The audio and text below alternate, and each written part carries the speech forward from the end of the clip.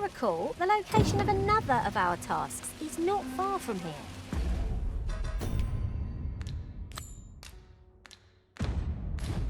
Efficiency is not the only factor worthy of consideration. And should my story entertain you?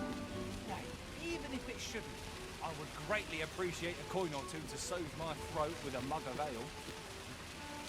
Now, listen close, and your focus apply to this tale of a Oh, what does this say? A thorough perusal might reveal aught of interest.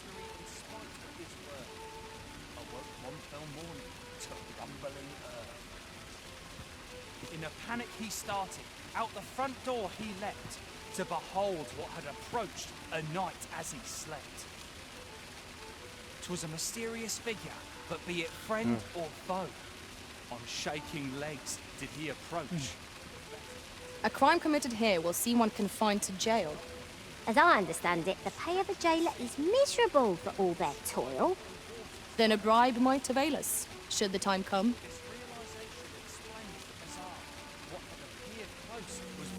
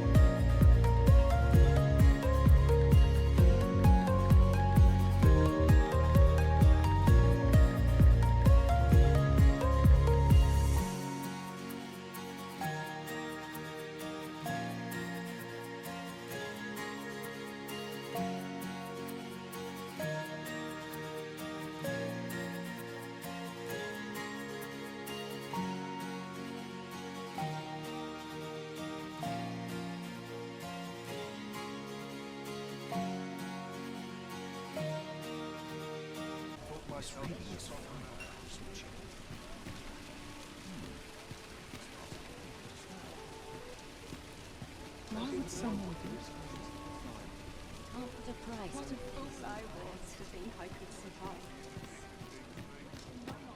welcome. My bed calls and I shan't resist. Mustn't neglect my ledger. Well met, sir. Look, Admiral.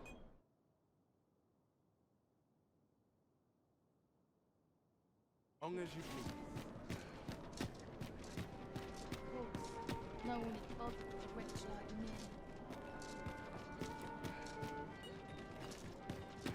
Lots to do, and precious little time.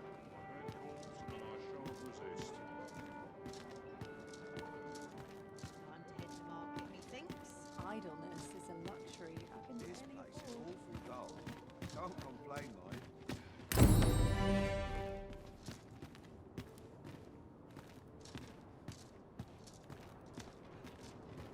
You're worrying, you aren't living, I Feels say. eerie with no one about. I fancy a kip. But not at the expense of my duty.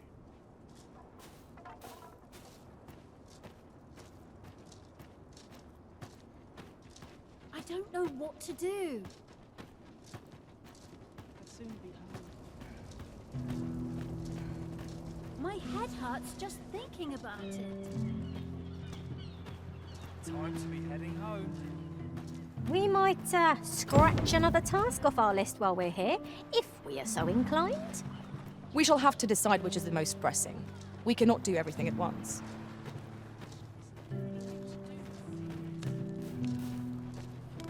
Oh, it's not right. It doesn't make any sense. The doctor examined him afore and said he'd be better with a bit of medicine. Yet e'er since he came here, he's only... I understand how you must feel. But you must see that your son's health continues to wane.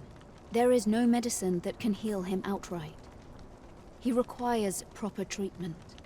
I am caring for him as best I can.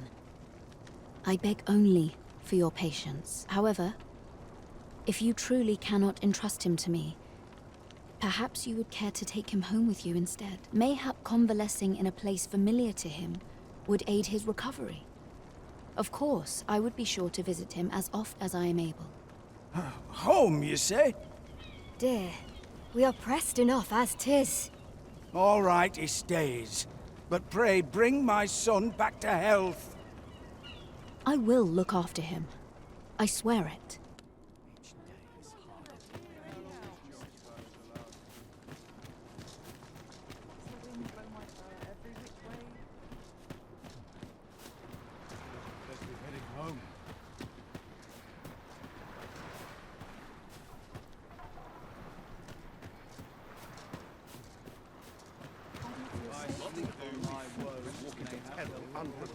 This place offers a view of the sea.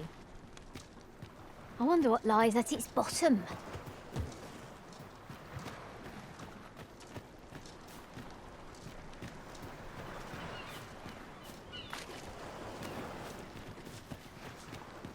Them nobles do nothing but guzzle sweetmeats and ale. Rejoice, my darling, for your Albert is returned. Welcome home, dear. I spend my days spinning yarns, only to come home to a wife for whose radiance I have no words. If there is a more fortunate fool in the city, I have yet to meet him.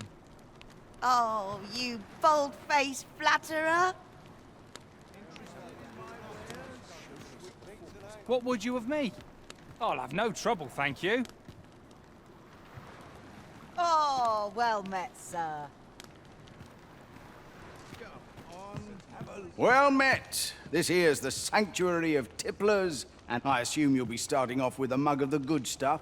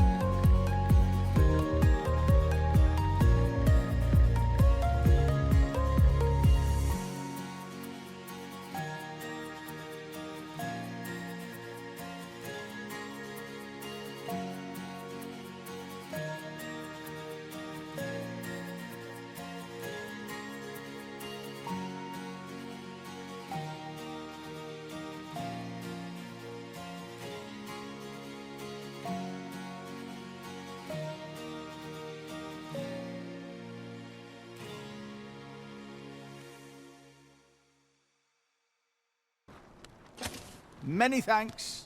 The hour's grown late. Hilda's going to have my hide.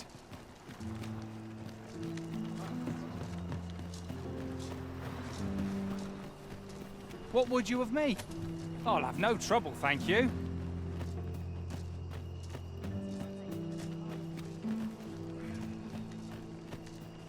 I shall gladly aid you with this within my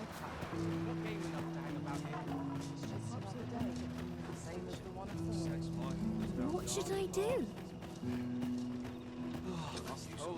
Someone comes to me.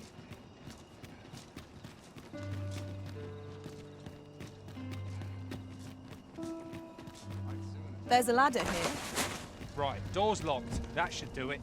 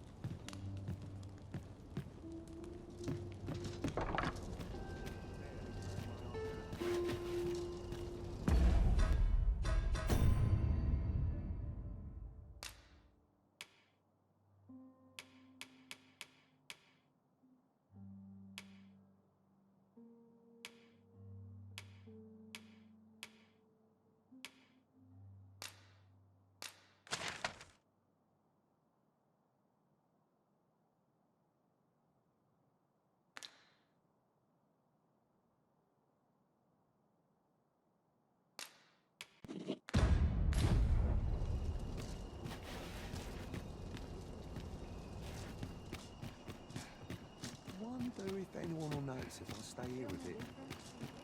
That's armor seen better days.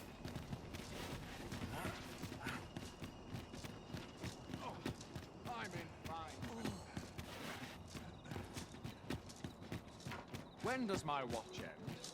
The hours seem to fly when I'm Suppose I could visit someplace new. Quite the predicament.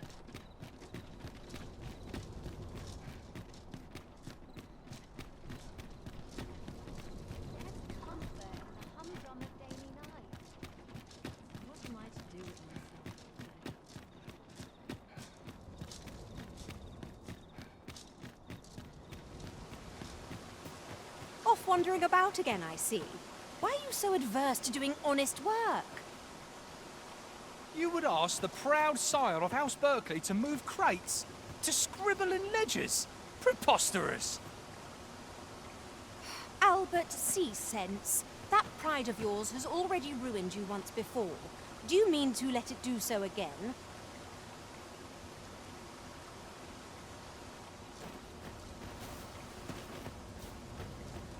I don't believe I've had the pleasure, sir. Have we some business I'm unaware of? You mean to tell me that Albert has been playing the part of a beggar? That man who would sooner starve to death than lift a finger in the pursuit of honest labor?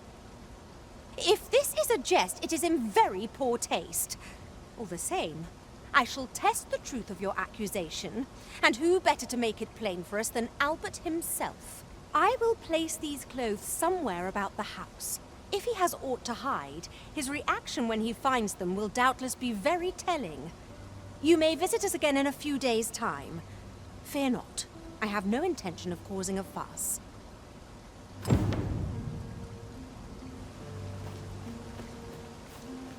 Aye? What do you want? Aye? What do you want?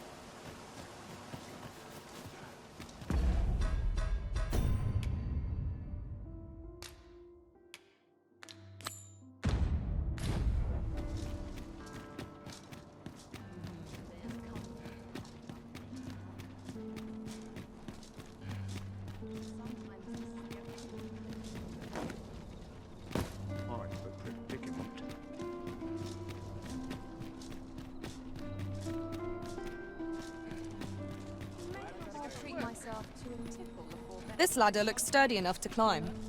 After you, Arisen.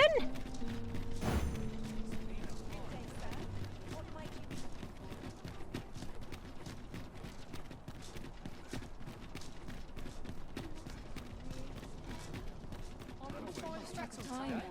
This place is too comfortable. Only care I have is how to spend the day.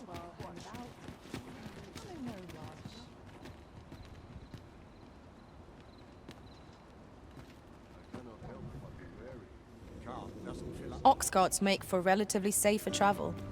One hopes these carts offer comfort commensurate to their costs. In every age, when the Arisen fells the dragon and saves the land, they ascend to the throne as sovereign. Hence, pawns are treated with respect, as a matter of course here in Vermont, for their peerless loyalty to the Arisen. Not to mention, they are skilled combatants, willing to brave any foe or peril upon command. 'Tis clear their concept of life and death differs crucially from our own. No morsel can match their dedication.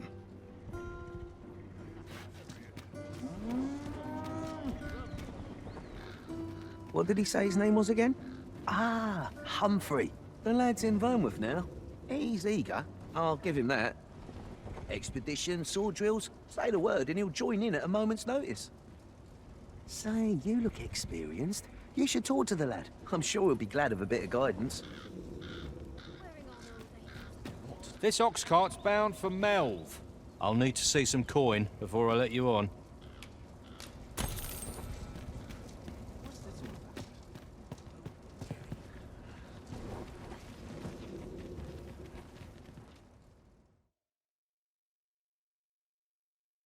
How What am I refuse to accept this. Hey!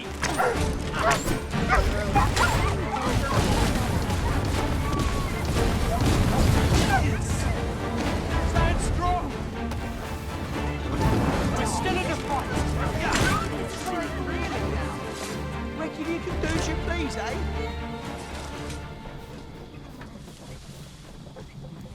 Naught compares to the thrill of victory. One cannot help but feel...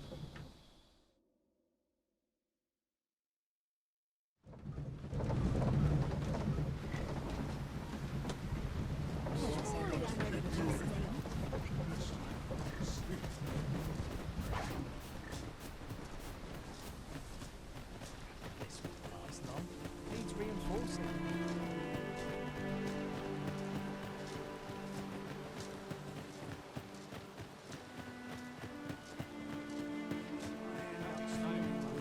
Even after a day of rest.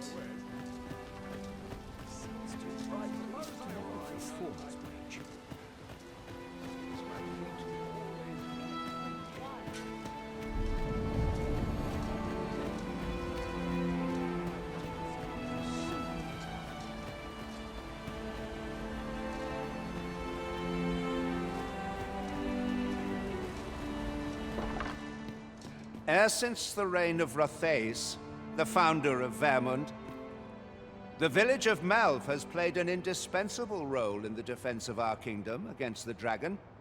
Yet twice now has the dragon set upon this village, inflicting numerous casualties before being allowed to flee. The fault here lies with you, Ser Ulrika. You have failed in your duty as acting chief. With all due respect, Sir Martin, our village has dispatched many of its young hands to the northern stronghold since its completion. Was it not the former consul who decreed that the stronghold should serve to defend the kingdom, with Melv offering aid only where needed? Yet the stronghold has remained entirely silent to our plight. How can you say that the fault is ours to bear? I know of no such agreement.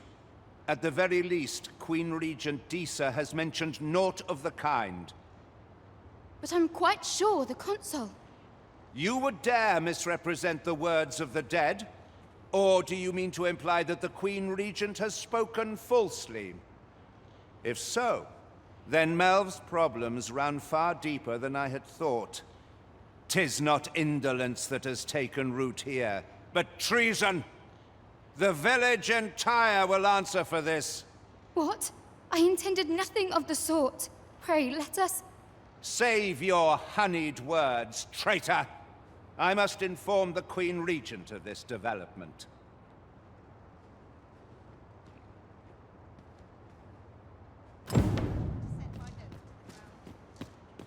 You came to see me?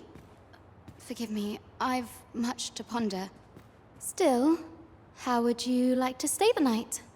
I've yet to repay you for aught you've done for me. A small show of hospitality is surely... It was by your godly efforts that Melv escaped the worst of the dragon's assault. The people of this village are more precious to me than life itself. To lose them would have been the end of me. You have my earnest gratitude, friend. I wanted to tell you that, if naught else. Now, 'tis time we slept. There is much to be done for the village, and I shan't manage it without a good night's sleep.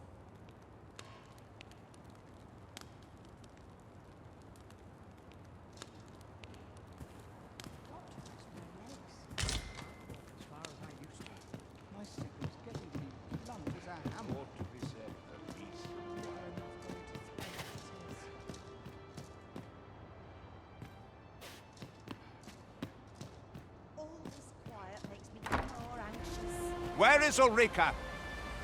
The Queen Regent has declared that Ulrika be apprehended as a traitor to the kingdom. All who seek to abet her will be tried in turn. Bring her before me at once. Ulrika is gone. What? She stole away in the dead of night. Ask around. Several witnesses can confirm it. I cannot say why for certain, but I imagine she took your words to heart, Overseer. Realizing her plans for rebellion had been found out, she chose to abandon the village, for our sake. You would have me believe that Ulrika was acting alone? That the rest of the villagers harbor no rebellious intent? Aye, that's the long and short of it. Very well. I shall take you at your word, sir. However, the absence of a leader will sow naught but chaos. For the time being, your village will be in our hands. If 'tis as you say, I do not expect there will be any objections. Ah, there you are. There's aught I would ask of you. It concerns Ulrika. You've heard she fled the village, aye? Though that is the case, she would never truly abandon it. She left the village that she might fulfill her charge, protecting Vermont against the dragon. But as for where she went, I do not know. 'Twould be unwise for me to go looking for her, lest I draw the eyes of the Overseer's troops. However, should you happen to find her, would you tell me where she is hiding? I can only pray that she does not fall into the Queen Regent's clutches.